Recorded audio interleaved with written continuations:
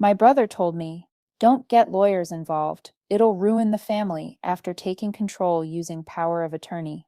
I agreed and stayed quiet. But when a formal letter was read during a family meeting and the conversation suddenly changed direction, he stopped interrupting. He stopped talking entirely, actually. And for the first time in 3 years, everyone in that room looked at me like I was a person who existed.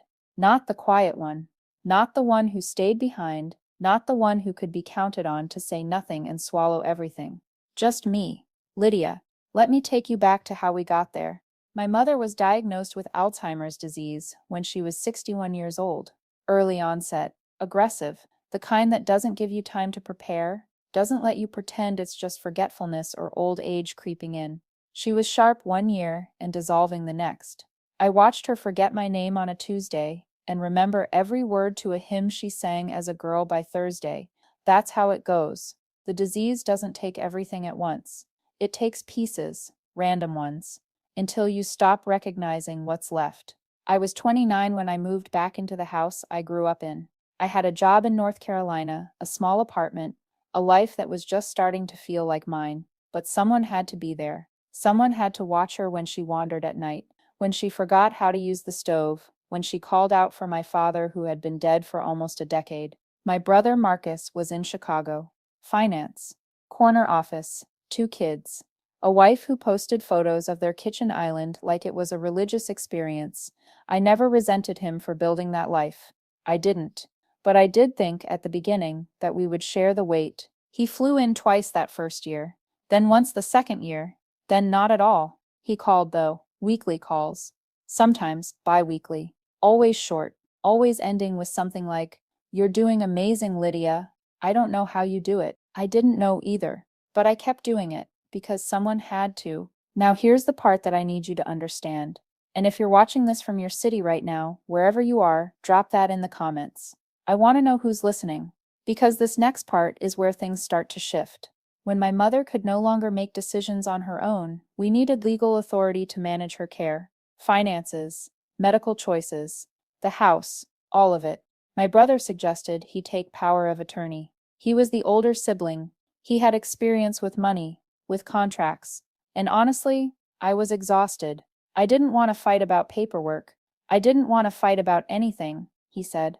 I'll handle the back end. You handle the heart stuff. And I believed him, because he was my brother, because I thought family meant something, because I was too tired to imagine a world where he would use that power against me. The first year, things seemed fine. Bills got paid. The house stayed running. I focused on keeping Mama clean, fed, safe. I bathed her. I changed her. I read to her when she couldn't sleep. I held her hand through the nights when she screamed, because she didn't recognize the walls around her. And Marcus handled the back end. That's what I told myself. But then small things started happening. Questions I asked that got deflected. Account statements that stopped coming to the house. A savings account my mother used to talk about that suddenly wasn't mentioned anymore. I asked Marcus once, just once, I said, "Where's the money going?" He laughed. Not mean, just dismissive. He said, "You don't need to worry about that. I've got it handled. Focus on Mama." So I did. I focused on Mama. She died on a Sunday in March. Quietly. In her sleep, I was holding her hand when it happened. I don't remember crying right away. I remember thinking, she's not afraid anymore. That was the first thought. The second thought was, now what? Marcus flew in 2 days later. He had opinions about the cremation, the memorial, the flowers. He walked through the house like he was measuring it. I didn't realize then what he was actually doing. I thought he was grieving. I thought he was just handling things in his own way. The memorial was small. Our mother had outlived most of her friends. Marcus gave a speech. He talked about her strength, her wisdom, her legacy. He talked about what she taught him. He didn't mention the 3 years I spent inside that house. He didn't mention who fed her, who cleaned her, who held her through the long nights when her mind was lost in decades that no longer existed. And I sat there in the second row, like a guest at my own mother's funeral. Afterward, people kept coming up to Marcus, shaking his hand, telling him how strong he was for holding the family together. He accepted it, gracefully, like it belonged to him. No one said anything to me. That night, alone in the house, I started cleaning.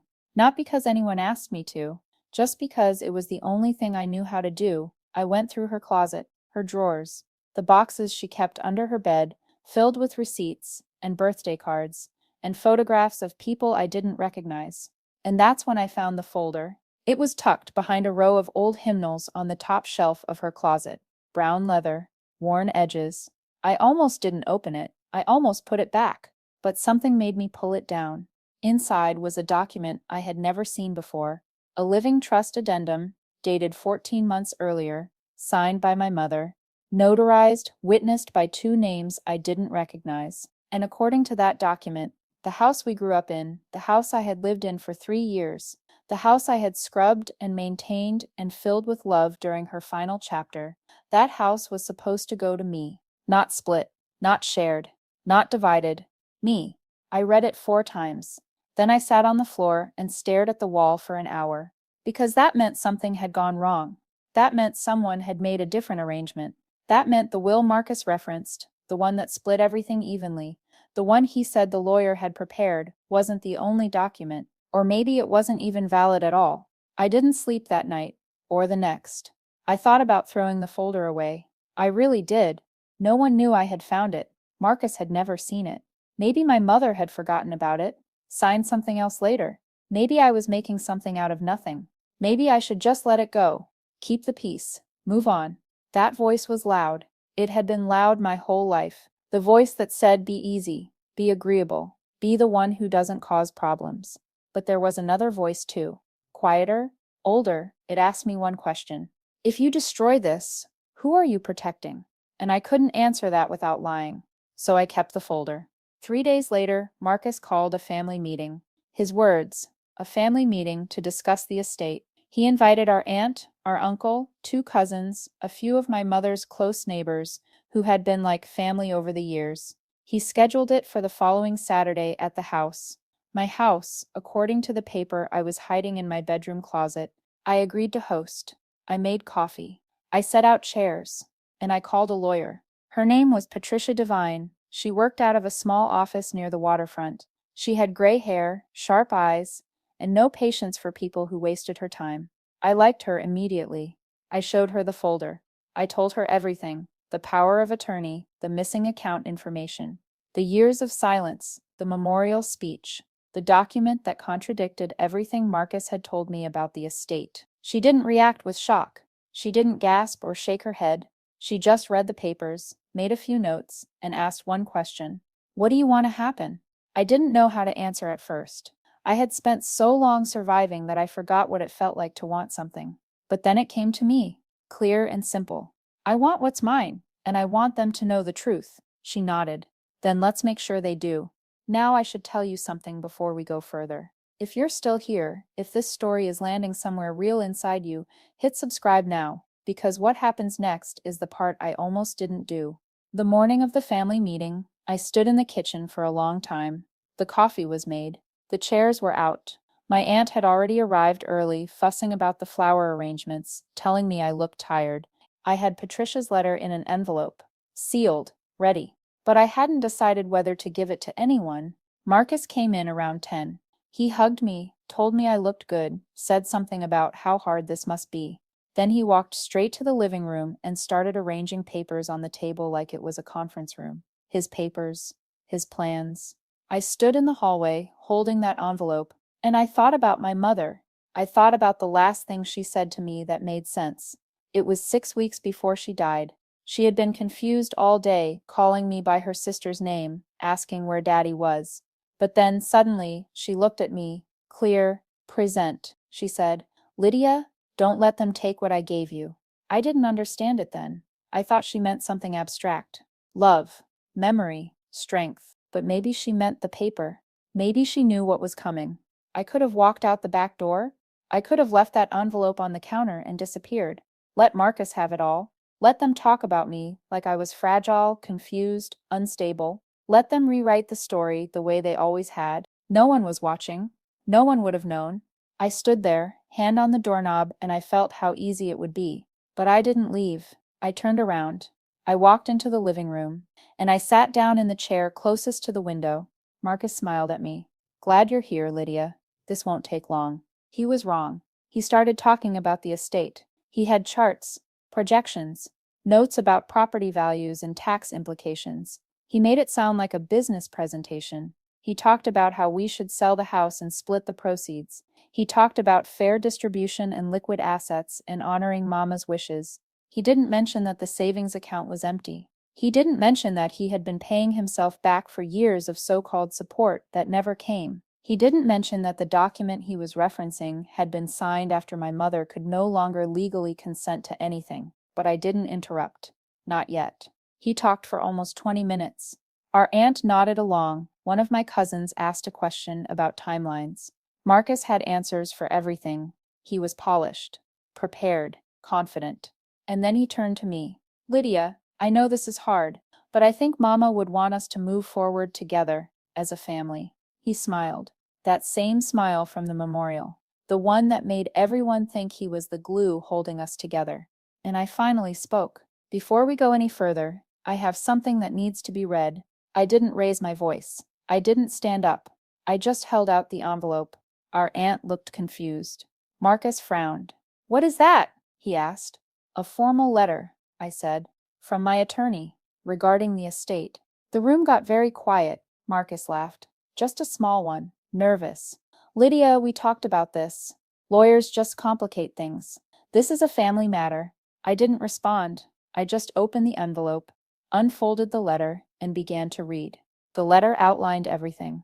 The living trust addendum, the forged updates to the will, the unauthorized withdrawals from my mother's accounts, the pattern of decisions made without my knowledge or consent, the legal standing of the original document signed while my mother was still competent, verified, and notarized, naming me as the sole beneficiary of the home.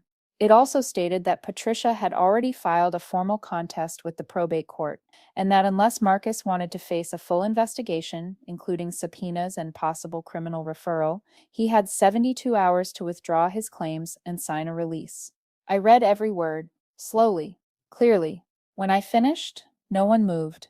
Marcus stared at me like I had pulled off a mask and revealed someone else underneath. And maybe I had. The silence lasted a long time.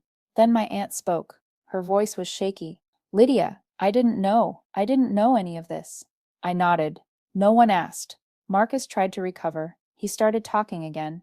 Something about misunderstandings, about how I was emotional, about how the document I found was probably outdated. But Patricia had anticipated that. The second page of the letter included a notarized statement from one of the witnesses who had been present when my mother signed the addendum. She remembered the day. She remembered my mother's exact words. This is for Lydia. She stayed. That's what my mother said. Those were her words, written down and witnessed 14 months before she died. Before she forgot my name. Before she forgot her own. This is for Lydia. She stayed. I watched Marcus's face change. I watched him realize slowly that there was no angle left. No spin, no version of this story that made him the hero. I want to stop here and tell you something true. I don't hate my brother. I know how that sounds. After everything. But hatred takes energy. I don't have. I spent 3 years waking up at all hours, cleaning things no one should have to clean, loving someone who couldn't remember me. I have no fuel left for hate. What I have is clarity. And here's the part where you might feel something different about Marcus. Here's the moment you might wonder if I was too hard on him. When my mother was first diagnosed, Marcus was the one who cried. Not me. He fell apart in the hospital hallway. I watched him crumble, and I thought, maybe he loves her too much to watch this. Maybe that's why he stays away. Maybe I was the strong one because I had less to lose. For years, I told myself that story, that Marcus wasn't absent because he didn't care, but because he cared too much. And maybe there was a piece of that was true, but here's what's also true. He took her money while she was still alive. He transferred accounts into his name before she even died. He told the rest of the family that I was unstable, that I couldn't handle financial matters, that I needed to be protected from the stress of decision-making. He made them see me as fragile, and then he used that image to take what wasn't his. You can grieve someone and still rob them. You can love your mother and still erase your sister. Those things can both be true, and that's the part I finally let myself see. After the letter was read, the meeting didn't continue. There was no more discussion of selling the house, no more charts, No more projections. Marcus left first, didn't look at me, didn't speak to anyone, just walked out the door and drove away. Our aunt sat with me for a while. She apologized. She cried. I accepted her apology, not because I was ready to forgive her silence, but because I understood it. She didn't know what she didn't ask about. That's not an excuse, but it's a reason. My cousin James called me that night. He said he had always wondered why I seemed so far away at family gatherings. Now he understood. He said he wished he had checked on me more. I told him the same thing. I'll tell you, wishing doesn't undo anything, but doing something now still matters. 2 weeks later, I received confirmation from the probate court. The original living trust addendum was valid. The house was legally mine. The later will Marcus had filed was rejected as procedurally defective and signed under questionable circumstances. I sat in my mother's bedroom when I read that letter, the same room where I found the folder, the same room where she slept for the last year of her life. And I finally let myself cry. Not from sadness, not exactly, from relief, because for 3 years I had carried something no one saw, and now it was seen, it was named, it was finished. Marcus didn't contest the ruling. He couldn't. Patricia made sure of that. He also didn't reach out to apologize. He didn't call, didn't text. I heard through relatives that he told people I had turned aggressive and that he was giving me space. That's fine. I have all the space I need. The house is paid off. It's been in my family for 4 generations, and now it's in my name. I'm not selling it. Not yet. Maybe not ever. Some nights I walk through the hallways and I can still feel her. Not in a haunted way, in a quiet way, in a way that reminds me why I stayed. I stayed because she asked me to. I stayed because I knew what it meant to be there when no one else would. I stayed because the easy thing and the right thing were never the same. And I stayed because, at some point, the silence I was keeping stopped protecting me and started burying me. I decided I wasn't going to be buried alive.